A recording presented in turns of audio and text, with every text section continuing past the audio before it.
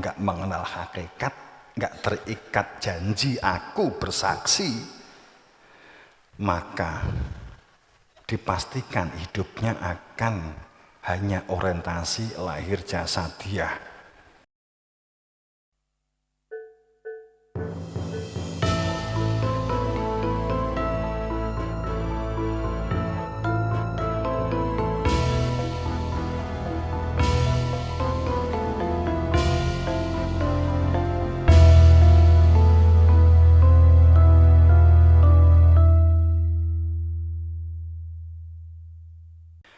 Maka namun berdunialah sebaik-baiknya, namun rasa hati tidak melekat komandel pada dunia. Dan nafsu egonya, orang yang melekat pada dunia material dan aksesorisnya, maka akan terjadi carut-marut, penuh gejolak, pertentangan, pertikaian, judek, bingung kan begitu kan. Terperangkap. Makanya untuk menjadi pemimpin yang adil, menjadi pemimpin yang akan memakmurkan, mengadilkan, pemimpin yang dengan jujur, benar, jujur dan adil, ya. Pemimpin yang mampu menegakkan supremasi hukum, yang akan menjadikan sebuah maslahah itu mutlak harus bisa mengelola dirinya terlebih dulu. Dengan kata lain, masalah dirinya telah teratasi, baru memikirkan menata orang lain. Logikanya kan begitu.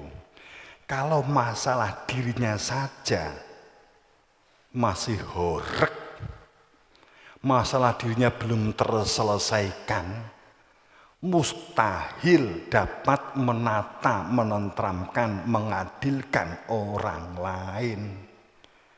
Padahal prasyarat supaya dirinya tertata itu mengenal tujuan hidup, untuk apa hidup, dan tujuan pasti untuk apa sih rogo ini kita di dunia, dan jika telah meninggal dipendem atau dibakar atau dibuang saat meninggal dunia, yang kembali kepada Tuhan itu yang mana? Jasadnya, atine, rohnya, atau rosone? Utaknya itu masuk kemana? Kalau ini enggak mengetahui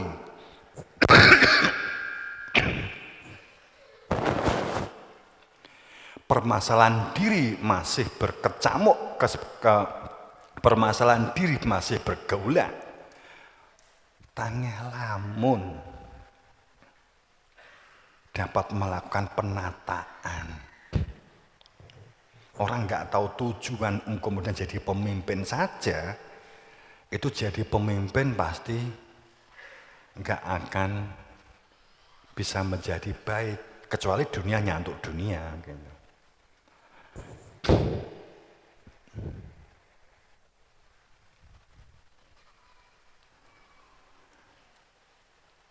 Ya katakanlah terrefleksikan entah ekonomi, entah sosial, ya pasti itu berkaitan gitu. Untuk itu ini juga sebenarnya surah, maka dengan ini aku bersumpah, kan gitu ya. Kita bersumpah. Kita terusnya Al-Haqqah. Kita terusnya Al-Haqqah. Fala uqsimu bima tubsirun. Maka aku bersumpah dengan apa yang kamu lihat. Kamu dibatik sambil amin begitu ya. Bahwa kita bersumpah dengan apa yang kamu lihat, yang kamu reka-reka, yang kamu yakini. Dan dengan apa yang kamu tidak lihat, yang kamu sembunyikan karena gengsimu, karena dikubur oleh akumu. Kamu tidak ngerti, kamu tidak pahami, hanya kamu reka-reka dan tafsiri hanya karena angan-anganmu. Innahu laqur-rasul karim. Sesungguhnya dia itu adalah huwa. Domir keberadaannya di ayat al-ghaib yang diinisiasikan ila wahyu yuha, itulah wahyu yang diinisiasikan untuk mengetahui keberadaan Tuhan benar-benar sebagai kata yang ditunjukkan oleh Rasul Karim yang mulia, ajaran para Rasul, Nabi Muhammad, Nabi Isa kepada mereka yang meminta ilmu. Dan tidaklah huwa itu isi yang diinisiasikan perkataan seorang penyair hanya untuk retorika tampak indah diucapkan, dilantunkan. Kenapa kamu sedikit sekali beriman kepadanya?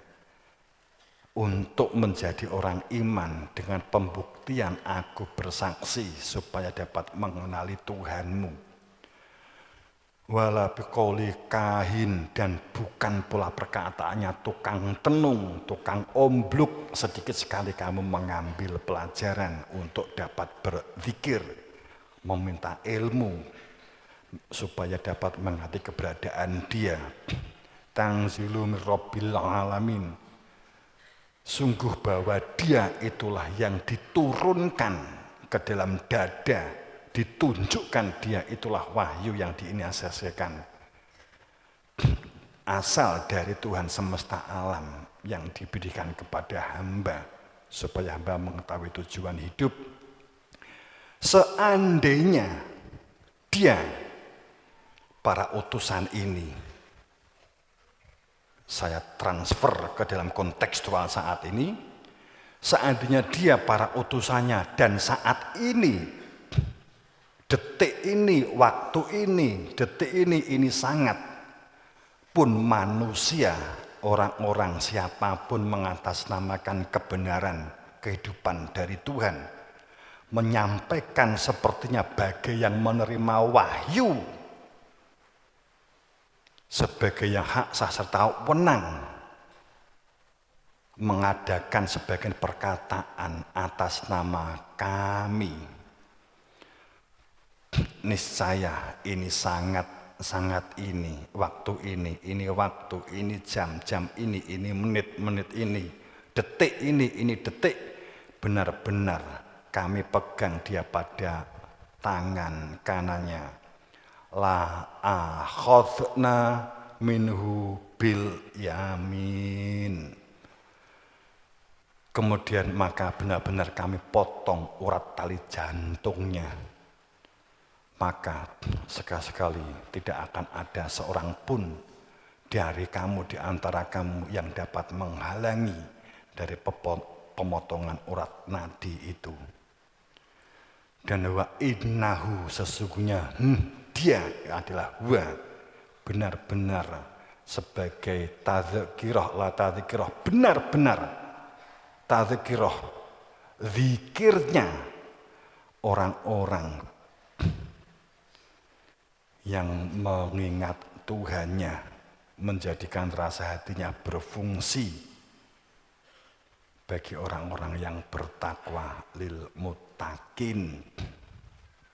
Ya Allah, ya Rabbi, ya Ilahi, tampakkan akhlak sebagai hak Engkau dan tenggelamkan segala kelaliman, kebatilan, kejahiliahan, dan kekafiran dari dalam diri kami dan dari permukaan bumi Engkau,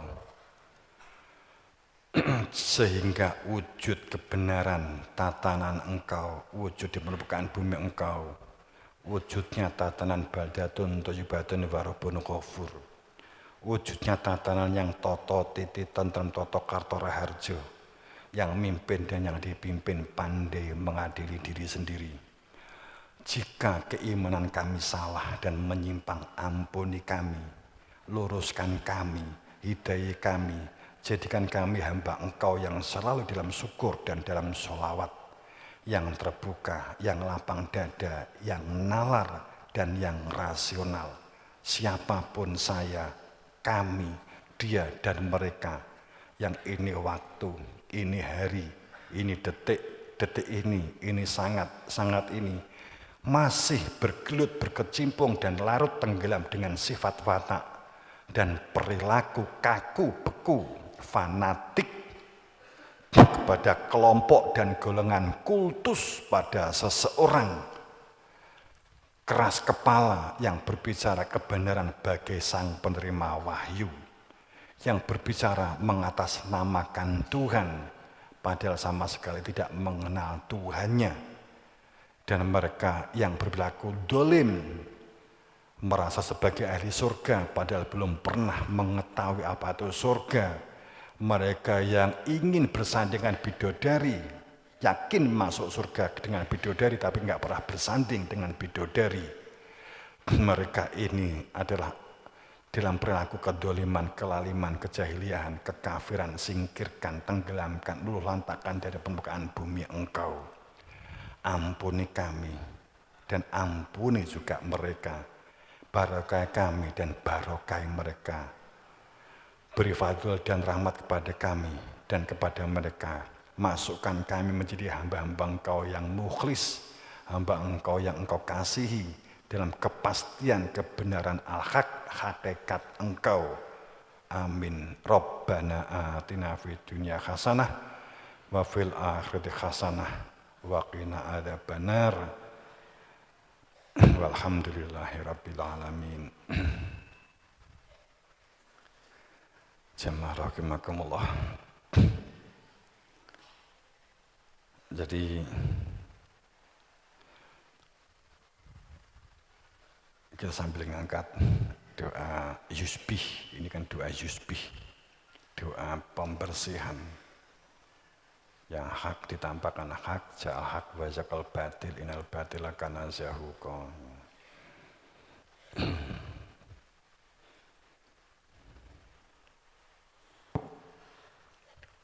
Ya, semoga sudah saatnya dibuka dan semoga sudah saatnya orang itu bisa berpikir, diajak berpikir sudah bisa kan gitu kan.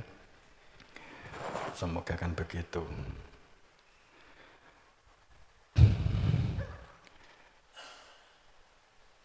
Ini saya juga akan membuka tentang satu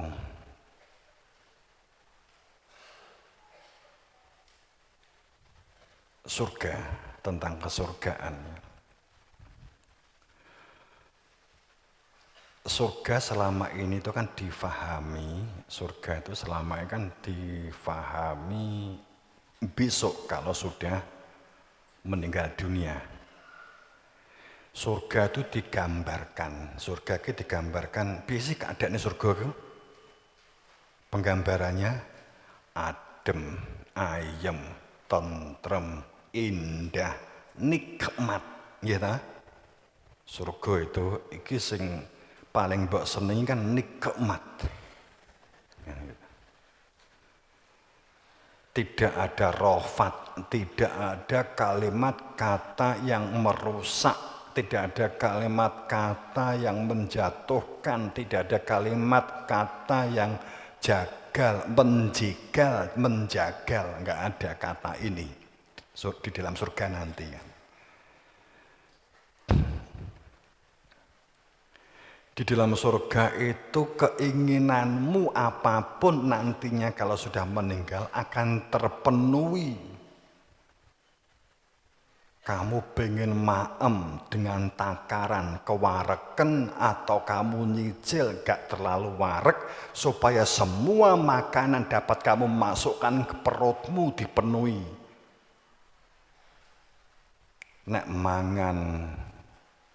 Nek mangan pelem saking enake, mergo enake di surga itu 70 kali enaknya pelem sing di dunya sing paling enak, masih di enak di surga 70 kali. Ning kowe engko nek mangan pelem kewareken kowe gak sida mangan apel. Kowe gak sida mangan rambutan. Gak sida ngombe susu. Terus yang paling mbok pingini gak iso minum khamer. Kowe pengen di dunya biyen wis ngempet ora minuman keras, sok di surga supaya kowe iso minuman keras sing nikmati 70 kali dari nikmatnya. Minuman keras di dunia, mensen kelas wahid tidak akan dapat melampaui nikmatnya surga 70 kali nikmatnya mensen sing di dunia. Koma katanya.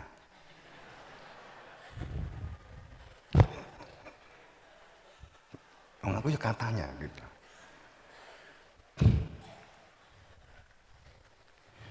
Kamu membutuhkan data, langsung database terpampang, dashboard, kayak njeluk di mobil, di motor, dashboard saya langsung ketok.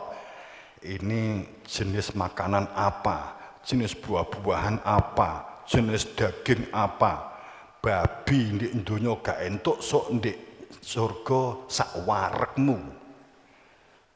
Babi, baba, bubu. Kan gitu.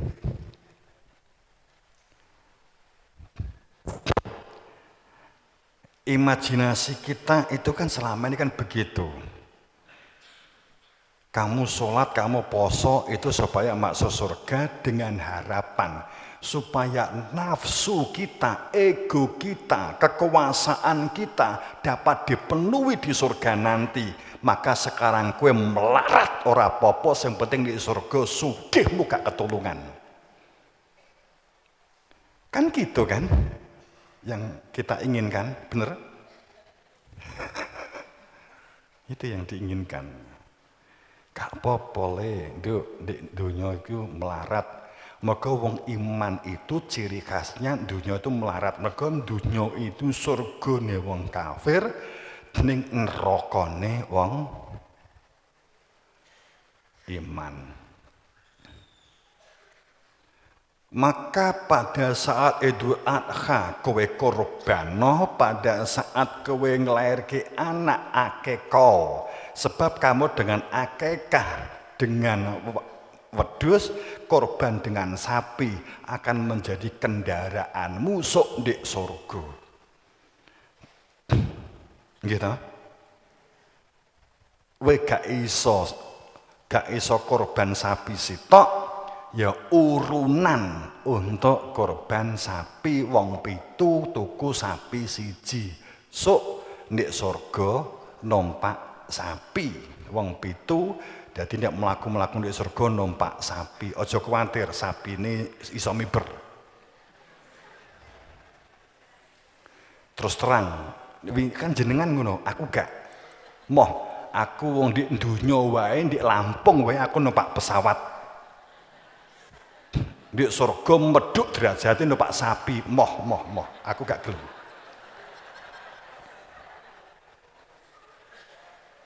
Wong aku di Jakarta numpak pesawat nek payah pengajian diundang ngono kan ya. Nah, mbasa di surga meduk numpak sapi. Sapi ini loro wedhus. Ngono ritak. Urunan bareng karo santri karo ustad ya rebutan.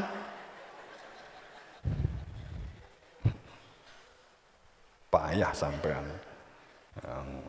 Aku pengen korban urunan akhirnya wah di surga kisah rebutan kisah aku.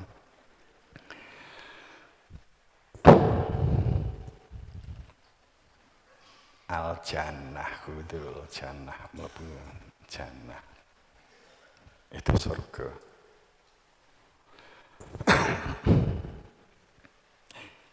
Tapi asumsi kita, perspektif kita tentang surga selama ini yang dibangun di kita kan itu.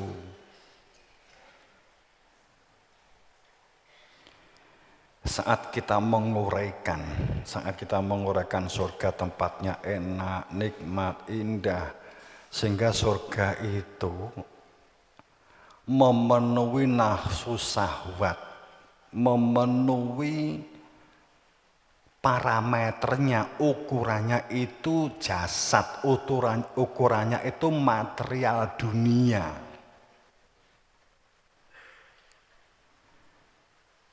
Jadi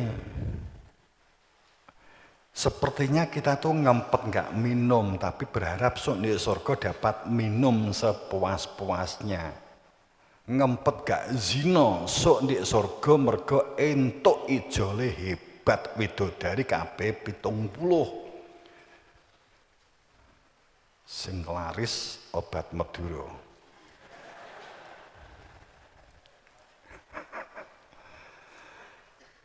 Ya ayolah rasional lah. Kemudian saat saya menjelaskan seperti ini ada pertanyaan begini.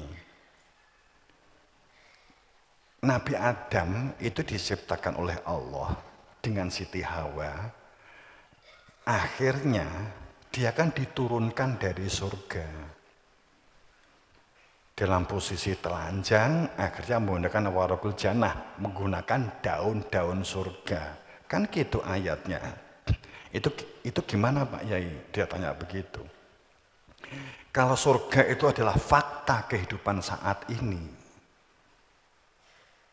seharusnya diwujudkan saat ini. Kondisi batin kita itu guyub rukun, gak ada panas, gak ada iri dengki. Maka kita sudah memiliki jiwa surgawi.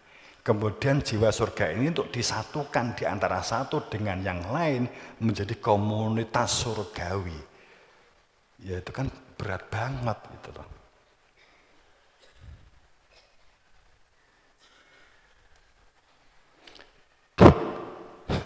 Akhirat atau kehidupan setelah mati itu konsekuensi dari kehidupan di dunia ini. Nek di dunia itu perilakunya perilaku neraka, nar. Yang di kono ya nar gitu loh. Kenapa mbak wedok iki sering ceklek, sering mutung? Sebab digawe dari belikatnya orang laki-laki. Diceklek.